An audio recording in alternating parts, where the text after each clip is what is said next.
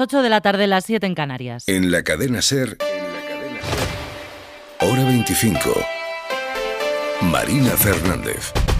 ¿Qué tal? Buenas tardes. El Congreso acaba de aprobar la reforma del Código Penal en un pleno marcado por la posibilidad que todavía existe de que el Constitucional suspenda, como piden el PP y ahora también Vox, la tramitación de esta ley. Que suspenda la tramitación de una ley que incluye la reforma de la sedición, de la malversación y también una fórmula para vencer el bloqueo de la renovación de ese tribunal, del Constitucional, que están forzando 8 vocales conservadores del Poder Judicial.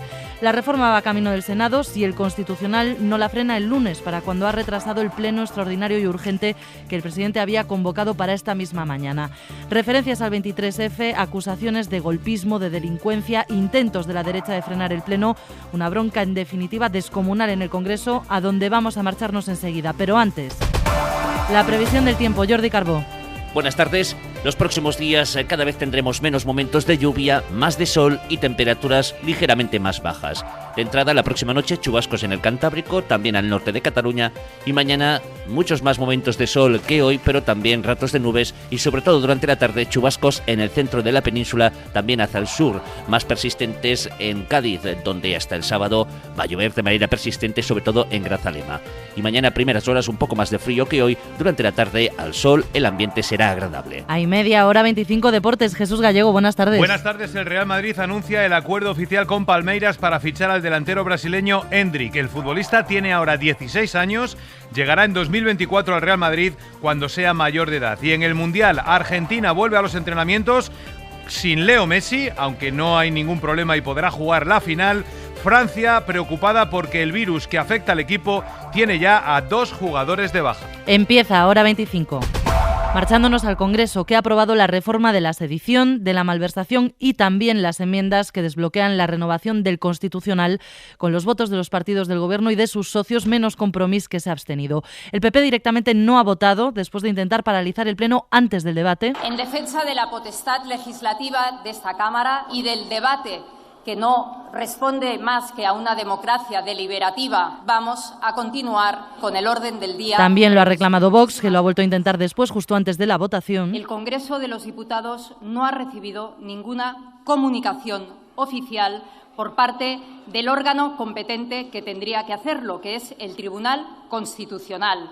Así es que vamos a proceder a las votaciones. Reclamaba la derecha parar el Pleno hasta que el Constitucional decida el lunes sobre el recurso del PP y ahora también de Vox contra la parte de esta reforma que toca precisamente a la renovación del Constitucional. Ha seguido adelante la sesión, escuchábamos a la presidenta Batet, pero entre cruces muy duros de acusaciones. David Junquera, buenas tardes. Buenas tardes. Aprovechando que el TC se está tomando un descanso para reflexionar, los diputados han celebrado el Pleno de la Discordia, un pleno en el que, a pesar de que cada uno iba a su rollo, había un lugar común: los que no eran golpistas. Sobre esta ley alevosa trepa el golpismo. Un asalto o golpe institucional. Ustedes, señores socialistas, dieron un golpe de Estado. Eran unos aprendices de Tejero. Hoy se ha producido el hecho más grave en términos democráticos después del 23F. La verdad es que hablo con el miedo a que entre Tejero con toga. Aunque no hayan dejado agujeros aquí arriba, ustedes están intentando perforar la democracia. O directamente sus herederos. Quisieron parar el Pleno y la democracia con tricornios y hubieran querido hacerlo con togas, pero no lo han conseguido. El socialista Felipe Sicilia asocia al PP con el 23F y el hemiciclo se pone tan tenso que a Batet casi le toca mandar a parar. Señorías, les recuerdo que estamos en el Pleno del Congreso de los Diputados. Silencio, por favor. Les pido silencio, por favor. Al final nada ha bloqueado el Pleno. El debate lo ha rematado Cuca Gamarra, respondiendo a las alusiones del PSOE. Estaba en esta Cámara sentado el centro derecha aquí cuando se produjo un golpe de Estado. Por lo tanto, yo creo que tienen ustedes que revisar un poco la historia. Mientras pasaba todo esto, Vox estaba en el pasillo amagando de nuevo con la moción de censura, luego las votaciones. Todas las reformas han salido adelante, pero el PP y Ciudadanos se han negado a pulsar botón alguno y participar. Como decíamos, la votación ha seguido su curso, ha salido adelante porque el Constitucional a última hora ha decidido retrasar al lunes su pleno. Ha sido una mañana de contener la respiración. Primero, el Constitucional, que iba a reunirse a las 10 de la mañana, ha retrasado 3 horas su pleno por los recursos del PSOE y de Unidas Podemos. Es absolutamente anómalo que el presidente participe en una decisión que le incumbe a él directamente. Unidas Podemos, que como explicaba Jaume Asens, ha recusado al presidente del Constitucional, a González Trevijano, y a otro magistrado, Antonio Narváez. Han pedido que no puedan votar en este recurso porque sus mandatos están caducados, no han sido renovados, insistimos, por el bloqueo de 8 vocales rebeldes. A la 1 finalmente se ha reunido el Constitucional, pero con estos recursos sobre la mesa y ante la gravedad, la dimensión de lo que está a debate, si paralizar una ley en plena tramitación, ese pleno se ha movido al lunes. Miguel Ángel Campos, buenas tardes. Hola, buenas tardes, Marina. El lunes, por tanto, se celebra, si nada cambia, ese pleno urgente y extraordinario. Vamos por partes. El Constitucional tiene que decidir, por un lado, sobre la recusación de Trevijano y Narváez, y en esa votación esos 2 magistrados no pueden participar. En principio, ese debería ser el primer punto del orden del día del pleno. Discutir si el presidente Trevijano y el magistrado Antonio Narváez deben ser apartados o no del pleno, como pide Unidas Podemos, porque tienen que pronunciarse sobre una cuestión que les afecta directamente, y es su continuidad en sus cargos en el Tribunal Constitucional. Al estar directamente interesados, tendrían que salir del pleno y cambiaría la mayoría. Sería un pleno de 5 progresistas y 4 conservadores quienes tendrían que decidir sobre las recusaciones. Esto es lo que indica la lógica y el derecho procesal, pero no faltan voces entre los conservadores que dicen que no tienen por qué votar primero las recusaciones y que incluso los recusados pueden participar del debate. Ya hay voces que advierten que podrían incurrir en un delito de prevaricación. Y además, Campos, el nudo gordiano, el Constitucional tiene que decidir si paraliza la tramitación de la reforma del Código Penal. Lo pide el PP, ahora también Vox, en el recurso que va contra la decisión de la mesa de la Comisión de Justicia de admitir las enmiendas de PSOE y Unidas Podemos que afectan al Poder Judicial y al propio Constitucional, admitir esas enmiendas en una ley que nada tiene que ver, la reforma del Código Penal, tramitada además de manera exprés. La reforma que hoy ha aprobado el Congreso tiene que ir todavía al Senado, así que el Constitucional todavía podría paralizar esa tramitación, lo que desataría, sostienen fuentes jurídicas, políticas, una crisis institucional y hasta democrática. Y es relevante para ese pleno que antes se resuelvan o no las recusaciones. Como decíamos, si ambos son apartados antes de entrar en este punto, habría una mayoría progresista en el tribunal. Y sí, el pleno tiene que decidir sobre lo mismo que tenía previsto hoy y que se ha aplazado por la petición de más tiempo para estudiar un caso sin precedentes como este. Tiene que pronunciarse sobre la admisión o no de los recursos del PP y Vox y sobre las medidas cautelares solicitadas para paralizar la tramitación parlamentaria de las enmiendas aprobadas que ahora afectarían al Senado, según todas las fuentes del Tribunal Constitucional consultadas por la SER. Gracias, Campos. A ti, buenas tardes. Paralización que, a pesar de todos estos argumentos, el líder del PP, Núñez Feijóo, ha reclamado así en Telecinco. Pedimos que la Constitución impida una votación en el Congreso de los Diputados, hurtándole el derecho a los propios diputados de poder discutir lo que se va a votar. Lo que se va a votar, lo que hoy se ha discutido, debatido y votado en el Congreso, incluye, y ahí está el quid de la cuestión, una fórmula para esquivar el bloqueo de la renovación del Constitucional que 8 vocales conservadores llevan 5 meses forzando. Pero ahora que ven en el horizonte la posibilidad de que cambien las mayorías necesarias para esos nombramientos en el Consejo General del Poder Judicial, ahora sí han salido de su enroque y el martes que viene hay pleno en el órgano de gobierno de los jueces para elegir a sus 2 candidatos al Constitucional. Pedro Jiménez. Los 8 vocales rebeldes que bloquean la renovación tienen prisa y han conseguido que el próximo martes se voten sus 2 magistrados para el Constitucional.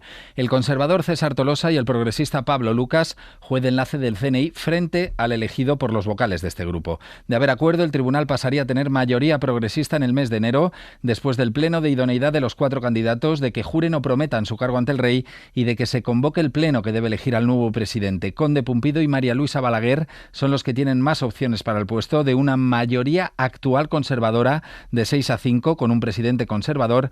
El Constitucional pasaría a otra de 7-4 progresista con un presidente de este grupo.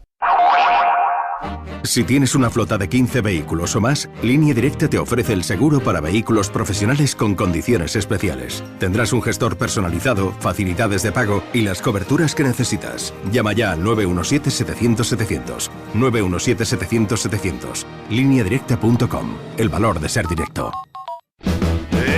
Esta Navidad será un fiestón que tengo un extra de ilusión. Iré hasta Laponia en autostop con un extra de ilusión. Dame un cupón, o mejor dame 2, que quiero un extra de ilusión. Por 10 euros, cupón extra de Navidad de la ONCE, con 75 premios de 400.000 euros. El 1 de enero, cupón extra de Navidad de la ONCE. Dame un extra de ilusión. A todos los que jugáis a la ONCE, bien jugado. Juega responsablemente y solo si eres mayor de edad. Hola, soy Rocío, locutora profesional y experta en poner voz amable, triste o indignada. Pero cuando me llega una carta de Hacienda me quedo sin palabras. Por eso soy de Legalitas, porque sé que con una llamada un experto me ayuda a resolver lo que yo no domino. Hazte ya de Legalitas. Y ahora, por ser oyente de Cadena SER, y solo si contratas en el 900-100-663, ahórrate un mes el primer año. Legalitas, y sigue con tu vida. ¿Crees en la magia? Yo sí, porque esta Navidad he conocido un reno mágico que vuela, y ahora sé que algún día repartirá regalos por todo el mundo. Hay muchas formas de hacer magia y en El Corte Inglés nos ilusiona saber que puedes hacer todas tus compras con nuestra app o a través de la web, sin colas y desde casa. Es magia, es Navidad, es El Corte Inglés. Hora 25. Marina Fernández. La reforma del Código Penal ha concentrado hoy todos los focos, no es para menos, pero el Congreso ha acogido otra votación fundamental. Hoy damos un paso muy importante para garantizar los derechos sexuales y los derechos reproductivos de las mujeres en nuestro país. Así lo ha celebrado la ministra Irene Montero. El Congreso ha aprobado la ley del aborto, así que las mujeres de 16 y 17 años están más cerca de recuperar su derecho a interrumpir un embarazo sin permiso de sus padres. Mariola Lourido, buenas tardes. Buenas tardes. Y además se ha aprobado con una novedad de última hora que toca la ley del solo sí es sí. Se trata de una reforma puntual del Código Penal que endurece el castigo, la pena para proteger a los menores del acoso y la humillación en Internet. Los socios de gobierno PSOE y Unidas Podemos votaron en contra de esta enmienda de la diputada de Junts, Pilar Calvo. Para que se mejore el texto de la ley del solo sí es sí en lo relativo a la protección de los menores y de las personas con discapacidad cuando se utilice su imagen sin autorización para crear perfiles falsos en webs de contactos o de pornografía. La enmienda salió adelante con el apoyo del resto de los grupos, incluido PP y Vox. La reforma del aborto pasa ahora al Senado, enfila su recta final cuando el Constitucional lleva 12 años sin resolver el recurso del PP contra la ley Aído. Gracias, Mariola. Todo esto en el primero de los 3 días de luto que ha decretado el Ayuntamiento de Quintanar del Rey por el tremendo suceso que ha conmocionado hoy no solo al municipio, sino a toda la provincia de Cuenca. Un agente de la Guardia Civil ha matado a sus 2 hijas de 9 y 11 años y luego esta mujer se ha suicidado. ¿Qué sabemos de la investigación? Javier Bañuelos, buenas tardes. ¿Qué tal? Buenas tardes. Pues ahora mismo está por determinarse la hora exacta de las 3 muertes. Se sabe que esta Guardia Civil, Paola, utilizó su propia arma reglamentaria que no tenía antecedentes de baja psicológica ni tampoco por malos tratos, pero sí tenía problemas familiares. Se separó hace un año, aún no había firmado los papeles del divorcio, pero tenía claro que quería dejar Cuenca. De hecho, iba a pedir el cambio de destino a Algeciras porque la relación con su expareja era muy mala. En la casa cuartel donde vivían solo hay 3 pisos, allí la conmoción es absoluta. Nadie imaginaba algo así porque Paola, que había recibido medallas por sus misiones internacionales en los Balcanes cuando era militar, además era la encargada de tramitar las denuncias por malos tratos que llegaban a su cuartel. The Governing Council today decided to raise the 3 key ECB interest rates. Es el anuncio económico del día. El Banco Central Europeo sube otro medio punto los tipos de interés hasta el 2,5% de momento. We expect to raise them further. Porque la presidenta Christine Lagarde ya ha avisado de que tras esta subida, la 4ª consecutiva, habrá más. Lo vamos a ampliar en hora 25 de los negocios. De momento, este mes de diciembre, la cuota de una hipoteca media va a costar casi 250 euros más. Esto para las hipotecas a tipo variable. Y el Banco de España ha elaborado una guía para los que, como recomiendan los expertos, están buscando cambiarse a una hipoteca tipo fijo. Con el jefe de Economía de la SER, Javier Ruiz, hacemos nuestra propia versión radiofónica. ¿Qué es mejor, cambiar de hipoteca en el propio banco o cambiar de entidad? Lo ideal es intentar cambiar dentro del propio banco, es decir, hacer una novación de hipoteca. Eso no incurre en gastos por lo general de notaría y no incurre en gastos adicionales. Dicho eso, se abren periodos de 10 días para revisar la oferta que hace el banco y decidir sí o decidir no. Pero si decido marcharme, ¿mi banco puede tomar medidas? Si quieres marcharte, no haces ya una novación, sino una subrogación de hipoteca, te llevas la hipoteca a otro banco. Si decides marcharte, entonces tienes que correr con gastos de notaría y con gastos de tasación de vivienda. Tu banco puede efectivamente enervar la hipoteca, es decir, hacerte una especie de derecho de tanteo. Pueden hacerte una oferta que empate durante 7 días la que te ha ofrecido cualquier otro banco. ¿Y en qué tengo que fijarme en las hipotecas a tipo fijo para que realmente me salga rentable el cambio? La clave es el tipo. ¿Cuánto tienes que pagar y qué mensualidad queda? Con un umbral, que esto no se coma más del 30-40% de tu sueldo. Si se supera ese umbral, entramos en lo que se conoce como estrés hipotecario, es decir, hay que privarse de comer o de pagar otros gastos para pagar la hipoteca. Así que hay que ver una y una cosa solo en los tipos fijos. ¿Qué tipo, qué mensualidad te queda en la letra?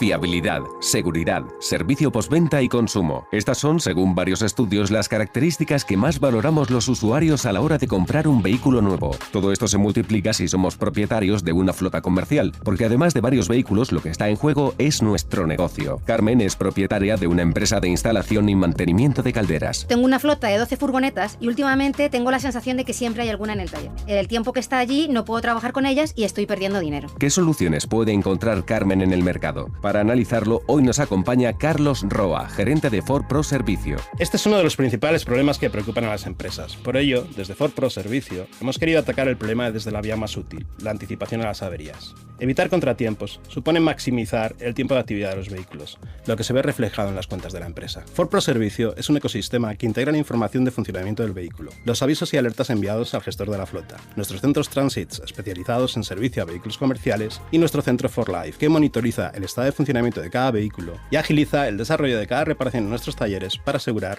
la máxima productividad de nuestros vehículos. La digitalización de una flota es clave, sobre todo porque nos ayudará a anticiparnos a los problemas. Ahí entra en juego For Life, un sistema para maximizar el tiempo de actividad del vehículo basado en la conectividad. Ayuda a evitar averías, reduce desplazamientos a los concesionarios, logra reparaciones más rápidas en el taller y ofrece una asistencia técnica exclusiva basada en la información del funcionamiento del vehículo. Los cálculos de Ford muestran que For Life puede reducir el tiempo de inactividad de los vehículos hasta en un 60%. El sistema recibe en tiempo real los datos que envía el vehículo conectado. En caso de detectar alguna irregularidad, se avisa al gestor de la flota. Gracias a esta red, se puede supervisar el estado del vehículo y resolver proactivamente cualquier incidencia, con el fin de maximizar su tiempo de actividad. En caso de necesidad, se puede pedir con antelación y tener listos el recambio necesario para realizar la reparación del vehículo antes de su entrada al taller. Además, el gestor de la flota podrá planificar a su conveniencia su próxima visita a nuestros centros Transits. Además, podremos recibir información puntual con el seguimiento de la reparación que se esté llevando a cabo en nuestro vehículo. Un espacio en colaboración con Ford Pro.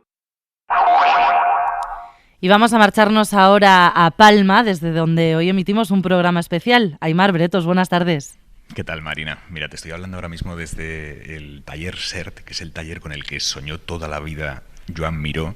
Había vivido en Barcelona, en París, había viajado a Japón, pero nunca había tenido un taller propio y tampoco se había, no sé si animado o atrevido a pedir a alguien que se lo hiciera. Era tan reservado que no se atrevía a pedirle a su amigo, el arquitecto José Luis Sert, que le hiciera posible este taller. Fueron las mujeres de ellos, la mujer de Sert y la mujer de Miró, las que dijeron que algo había que hacer.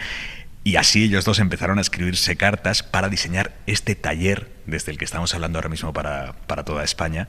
Las cartas cruzaban el Atlántico porque Sert estaba exiliado en Estados Unidos y esta noche nos han abierto este taller para verlo, para pisarlo y para disfrutarlo tal y como él Miró lo dejó. Impresiona muchísimo porque visitando este taller se puede intuir claramente cómo trabajaba Miró, por dónde se movía, donde pintaba. De hecho, hay una balconada aquí arriba, es un taller de 2 pisos, y en la barandilla hay una zona en la que se ven rastros de pintura, y eso es porque él subía ahí arriba para ver desde la distancia, desde la altura, su propia obra. Francisco Copado, muy buenas tardes. Hola, buenas tardes. Director de la Fundación Miró Mallorca, ¿cómo describiría usted este lugar? Como digo, que es un poco mágico. A mí me ha impactado al entrar. Pues mira, de que te haya impactado. Estamos en un lugar único, un lugar muy especial. Es el espacio donde se creó el taller. Un taller, como has dicho, de 2 plantas, donde trabajó Joan Miró en los últimos casi 30 años de su vida dedicados al taller, y donde se ha quedado congelado en el tiempo con los objetos, lo que le acompañaba, los recortes, lo que le servía de inspiración, y todo esto lo tenemos de alguna manera dispuesto, congelado en el tiempo, para que los visitantes puedan descubrirlo y sientan la misma emoción que habéis sentido o que has sentido tú cuando has entrado al taller, ¿no? Que esa es un poco la idea. Claro, y lo que tiene de mágico esto es que todas las obras que estoy viendo aquí de Miró están inacabadas de alguna manera. Él estaba trabajando en ellas cuando murió. Claro, cuando llegó a Palma tenía ya una trayectoria internacional muy reconocida, con lo cual no necesitaba esa prisa, ¿no? de ese reconocimiento, con lo cual podía dedicarle tiempo a las obras. Trabajaba de manera simultánea en distintos proyectos, en series de obras, y algunas de ellas quedaban en el estudio hasta que de alguna manera se entendía una atracción para trabajar en ellas, con lo cual podían quedar aquí largo tiempo, y es una persona incansable a la hora de trabajar, con lo cual se pasó los últimos años de su vida también trabajando y proyectando obras que quedaron en el taller, como las que tienes ahora aquí. ¿Qué obras icónicas de Miró salieron de este taller? Pues mira, una de las obras más icónicas de Miró que salieron de este taller justo al principio que empezó a trabajar en él fue las series de los Tres Azules, que están en el Centro Pompidou de París y que se realizaron justo aquí enfrente, en esa pared que tienes enfrente, estaban los lienzos apoyados, y que, como has señalado bien las manchas de pintura, están todavía las manchas de pintura de los azules en el suelo del taller SERT. Descríbame esa pared que estamos viendo, para los oyentes de la SER. Pues es una pared... Veo, no sé, ¿cuántos lienzos hay? Hay como 20 pues hay una lienzos. Veintena de lienzos de obras inacabadas, que Miró las tenía dispuestas de esa manera, que estaba trabajando en ellas. Es una pared de piedra, la pared oeste del taller, y donde era la zona donde estaba realmente más zona de trabajo, ¿no? Hay un banco de ebanista que utilizaba de una familia, de su familia heredado, donde hay muchos objetos todavía de pinturas, pinceles, y una disposición, una lona en el suelo, lienzos en el suelo, lienzos apoyados en las paredes, y los objetos propios de un taller de pintura. No hay que olvidar que al final estamos en un espacio de trabajo de un pintor para trabajar. El hecho de que tuviera tantísimas obras inacabadas nos lleva a pensar que era un poco caótico en su producción, Miró. Bueno, quizá más que caótico, yo diría que se sentía atraído un poco por las obras en el momento de trabajar, y algunas de ellas estaban en proceso de creación y esperaba a esa llamada o ese momento para poder continuarlas. Y también hay obras que de alguna manera son más transgresoras. Él de alguna manera se adentra, ¿no? en ese espacio de transgresión, de probar técnicas nuevas, de probar a lo mejor gestos nuevos, y esas obras a lo mejor quedan un poco más en el taller porque son de alguna manera más difíciles, ¿no? o menos reconocibles de Miró, ¿no? Estás quizá a lo mejor viendo algunas de ellas desde las que tenemos aquí reproducidas, y son a lo mejor más transgresoras, ¿no? A la hora de aplicar un poco la pintura, a la hora de utilizar a lo mejor un dripping, ¿no? O sea, unos gestos de pintura directamente con una acción, y que a lo mejor se alejaban más de ese Miró que estaba reconocido o que era más identificable. Y ¿Ha pensado alguna vez cómo serían estas obras acabadas? No, creo que nuestra colección es muy enriquecedora teniendo estas obras inacabadas. O sea, que es un poco lo que nos distingue y lo que conecta con el taller y con los espacios de creación. O sea, la Fundación, en ese sentido, trabaja el proceso de creación del artista, el espacio donde creó, y las obras que estén inacabadas es un valor añadido del espacio. Francisco Copado, gracias por abrirnos las puertas de este taller, el taller de Miró. Gracias, de verdad. De nada, un placer. A las 9:30, hora 25, desde la Fundación Miró Mallorca, y todo el análisis de este día de altísimo voltaje informativo, desde aquí, desde Palma, con Esther Palomera, con Lucía Méndez y con Isabel Morillo. Pero antes, nos queda la mirada de Xavi Vidal Folk. La batalla política, mediática y judicial que anunciaba el diario de la Caverna Retrógrada sigue calentándose. Parecía que iba a ser el gobierno la primera víctima, y la segunda, su reforma no legal para nombrar magistrados del Constitucional en el Congreso, sin necesidad de contar absolutamente con el PP. La propia jefatura actual del tribunal, reaccionaria, desprestigiada y sobre todo caducada, quería utilizar un procedimiento de excepción, muchos piensan que ilegal, para cortar las alas al gobierno. Pero de momento los daños colaterales son todos para el presidente de la Casa, Pedro González Trevijano, y para sus manejos. ha sido recusado en el caso porque tiene interés propio en el asunto, un conflicto de interés verdadero. Mientras no haya renovación, él sigue al frente y con un sueldo que en caso contrario no tendría. Así que la maniobra contra el Parlamento, que de eso se trata, de arrancarle la iniciativa legislativa, de aparcar al Congreso, de esterilizarlo, ha quedado aplazado al menos hasta el lunes, pues todos los magistrados, los paniaguados y también los decentes, que de todo hay, quieren estudiarse bien esa recusación, que luego vienen los tribunales europeos y ahí se exponen con menos cojines y menos enchufes. El presidente también ha quedado en evidencia por derivar al Pleno un asunto que debía dirimir la Sala Segunda, en la que los ultras no tienen mayoría. Y para colmo, ha designado ponente a Enrique Arnaldo. ¿Se acuerdan? Un turiferario que ha tenido negocios privados con lo más rancio del PP.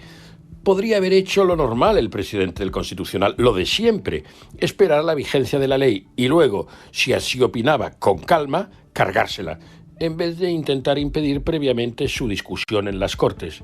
Pero entonces, claro, ¿dónde estaría él mismo?